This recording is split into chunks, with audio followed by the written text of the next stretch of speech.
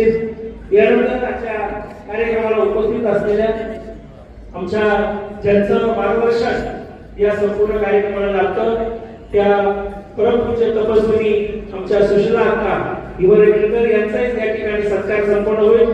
कैवल्यवासी बाबांच्या नंतर खऱ्या अर्थाने त्यांनी हा आश्रम त्याची धुरा सांभाळली आणि आजही त्या उत्तम प्रकारे मार्गदर्शन करून या कार्याच्या मागे फार मोठा त्यांचा हात आहे, सहकारी आहे।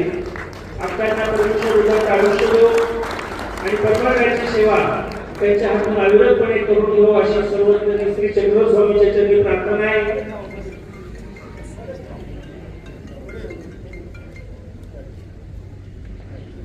श्री गोपाल कृष्ण महाराज की जय।